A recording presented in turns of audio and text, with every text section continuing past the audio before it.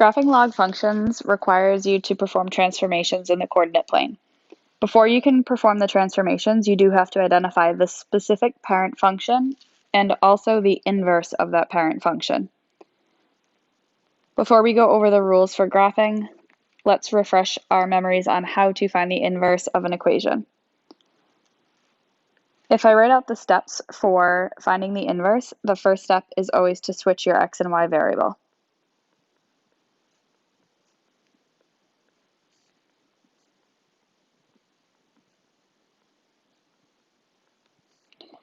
Once you do that, the second step is to solve for y.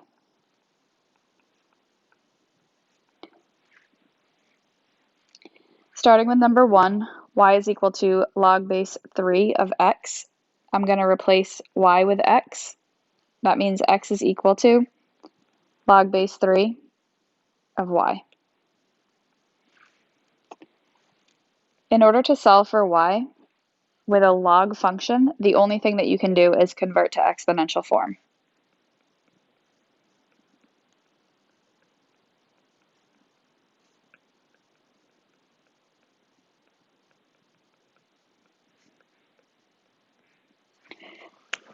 So converting to exponential form indicates that we take the base of the logarithm, our solution of the logarithm as the exponent, and the argument as your answer. So 3 to the power of x is equal to y.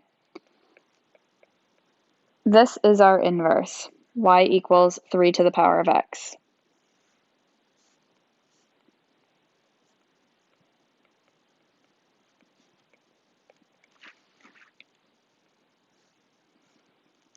The inverse is going to allow us to find the coordinates of the parent function. Number 2 is y equals log base 5 of x. We're going to switch x and y.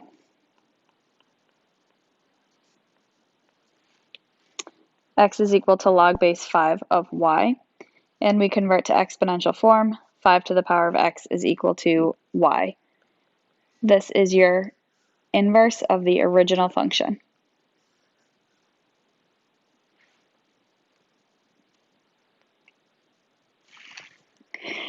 The inverse relationship between exponential and logarithmic functions is also useful for graphing. We will be graphing log functions by graphing the parent function, then performing transformations.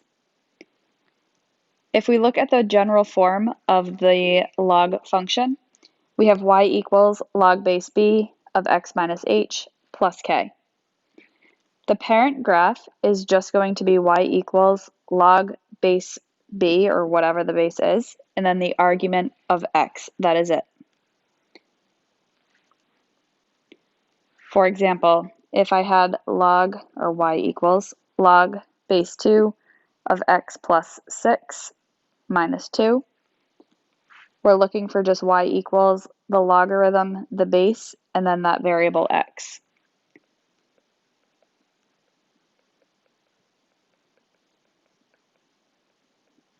This is what you start graphing, and then the plus 6 and the minus 2 are going to be transformations in the coordinate plane.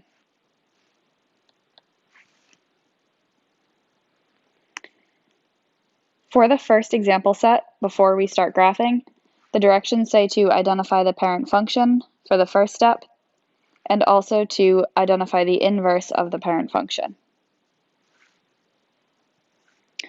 For number 1, your parent graph is y is equal to, or I should say the general form is y is equal to log base 7 of x plus 2. Your parent graph is log base 7 of x.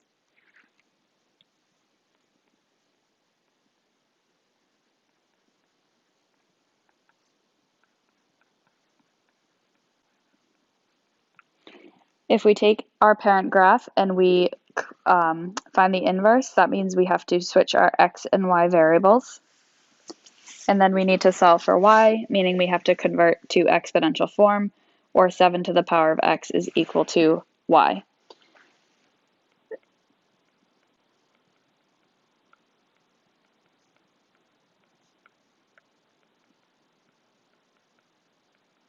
So the inverse of the parent graph is y equals 7 to the power of x. You might notice that there is a little bit of a trick or a shortcut to finding the inverse of the parent function. I'm not going to point it out because there's really no mathematical form of it other than you might just visually see what's happening there. So if you understand how to get to that faster, you wouldn't have to do this work off to the side. Number 2 is y equals log base 1/3 of x plus 4. The parent function is log base 1/3 and the value of x.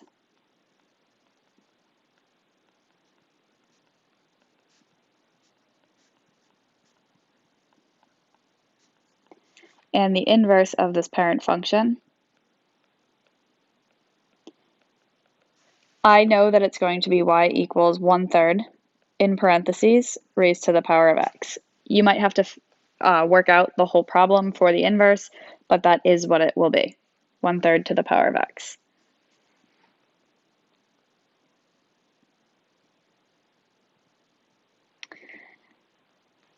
The transformations are the same as what they've been all year. We have our horizontal shift, which is our h value. If you're subtracting h, you're shifting it to the right. If you're adding h, you're shifting it to the left. The a value is going to tell you if you're stretching or shrinking. In that case, you multiply the y values by a. If your a value is less than 0, it's telling you to reflect it across the x-axis. And also, if your x value is less than 0, you need to reflect your graph across the y-axis. So the second step is your stretch, shrink, or reflection.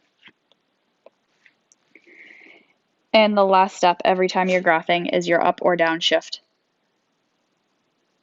If you are adding k, you're shifting up. If you're subtracting k, you're shifting down.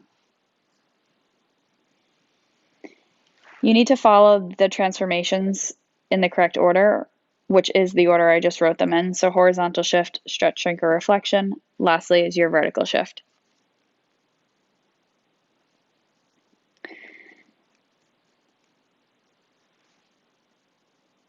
I'm going to read through the steps as I go through number 1 for graphing. Number 1 for graphing is y equals log base 2 of x. And the first step listed above is to identify the parent function, which in this case is just the function I gave you. We don't have any transformations with this, but I'm going to write out each step. So this is step 1, the parent graph, which is y equals log base 2 of x.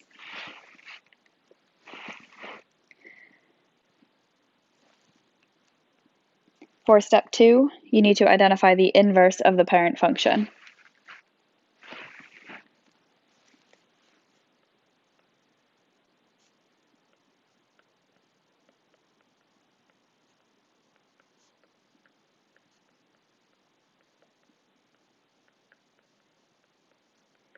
The inverse of this parent function is 2 to the power of x. Now, within step 2, I'm just going to add another little note that says make a table of values.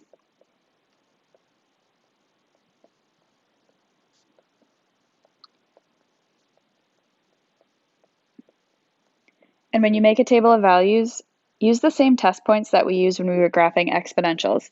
So test your x values of -2, -1, 0, 1, and 2. So I'm going to come down to my function, and I am actually going to do that. So I'm going to use the inverse of the parent function, and I'm going to make a table of values. If I test -2 into my inverse function, the output is going to be 1/4. -1, the output is 1/2. 0, 1, 1, 2, 2, 4.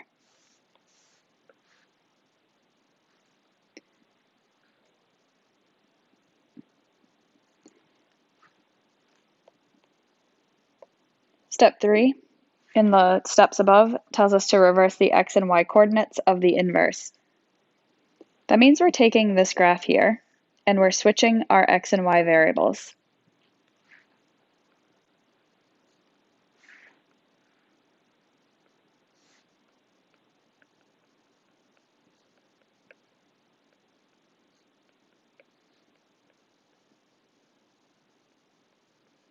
So switch your x and y values.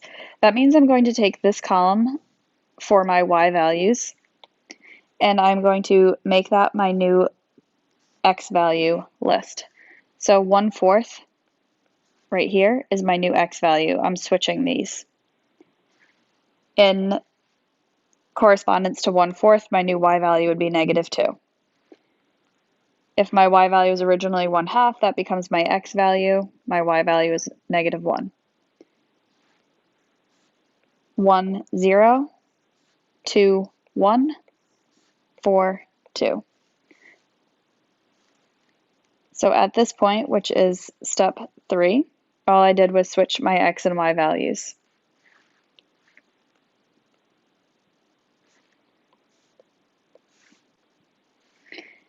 And the last step, step 4, says to graph the log function and perform any indicated transformations. So when it says to graph the log function, you are graphing the parent function, which is these points right here, the points that you switched. So these ones are the super important coordinates. Graph those coordinates and then perform any transformations. That means I'm plotting a point at 1/4 -2, 1/2 -1, 1, 0, 2, 1, 4, 2. Previously, we graphed exponential functions, and exponential functions had a horizontal asymptote at y equals 0. Because we switched the coordinates, we actually switch everything about the function. So we took our inverse, which was an exponential of 2 to the power of x, we switched all those coordinates, and we end up with this graph. If we're switching the coordinates, we can also switch that horizontal asymptote, which now becomes a vertical asymptote. Log functions always have a vertical asymptote at x equals 0. If you're shifting this graph left or right, the vertical asymptote shifts with it.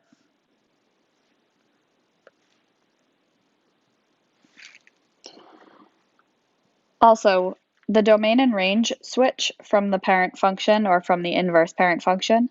So previously when we did exponential functions, our domain was all real numbers, but in this case, our domain is actually from our vertical asymptote of 0 to positive infinity, and our range was all real numbers, negative to positive infinity. So again, you find the parent function, you find the inverse of the parent function, and then you switch everything. You switch your x and y variables, you switch your asymptote, you switch your domain and range. Everything switches to give you the graph of your log function.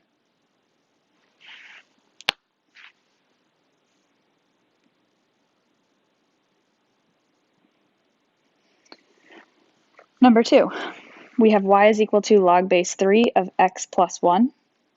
Our parent function is log base 3 of x.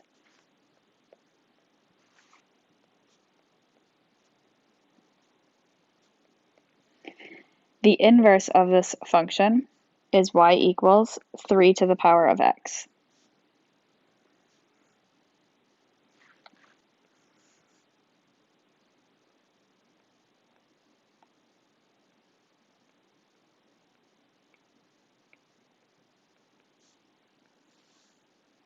If we make a table of values for the inverse, if we test -2, -1, 0, 1, and 2, we have outputs at -2, 1/9, -1, 1/3, 0, 1, 1, 3, 2, 9. Now we take these ordered pairs and we switch them, meaning you switch your x and y variables. The first point is going to be x coordinate 1/9, y coordinate -2, 1/3, -1, 1, 0, 3, 1, 9, 2.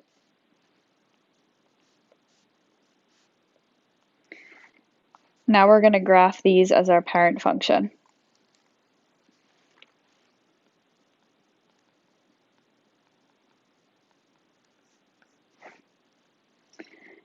I have a point at 1/9, -2, 1/3, -1, 0, 1, 0, 3, 1, 9, 2.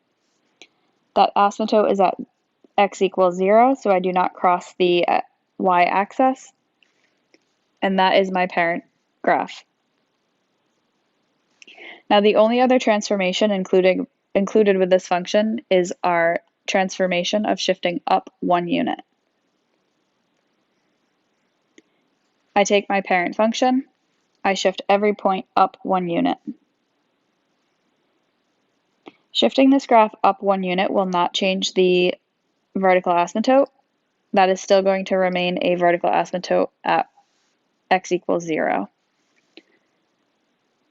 It also does not change the domain or range. In this case, our vertical asymptote x equals 0. The domain is from 0 to positive infinity, and the range is negative to positive infinity.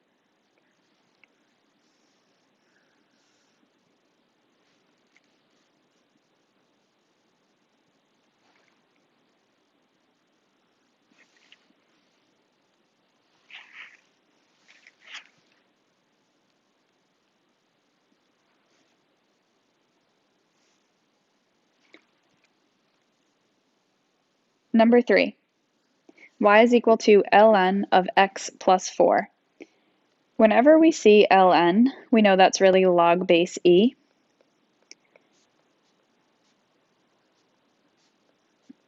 Ln or log base e are the same thing.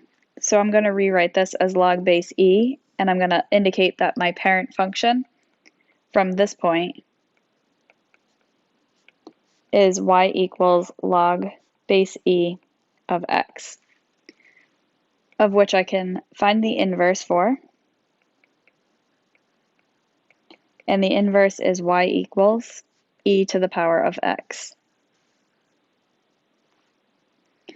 So knowing our inverse is e to the power of x, we can make a table of values. And you would need your calculator, or maybe some of you have that memorized, but most likely not. You're going to have to type in e to the power of negative 2, and your output is going to be 0.135. E to the power of negative 1 is 0.368. E to the power of 0 is 1. E to the power of 1 is 2.718. And e to the power of 2 is 7.389. Now that we have these points for the inverse function, you need to switch them for your parent function. Switching these points would give us a first point at 0.135, negative 2, 0.368, negative 1, 1, 0, 2.718, 1, and 7.389, 2. These are the points for my parent function, so I can go ahead and graph these on the coordinate plane.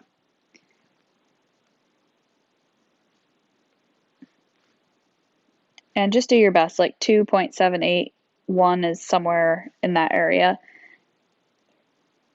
7.389 is around this location.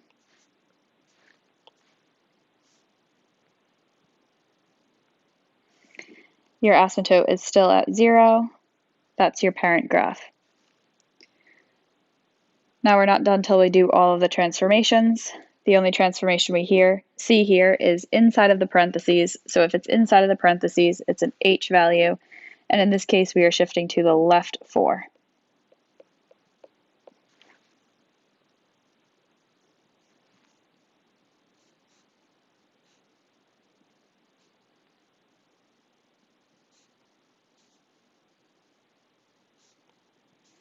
So not only did our graph shift left 4 units, but this is the first time we're seeing that the vertical asymptote also shifts left 4 units. So we can say our vertical asymptote is at x equals negative 4. The domain also matches that vertical asymptote, so the domain is from negative 4 to positive infinity. And the range is negative to positive infinity.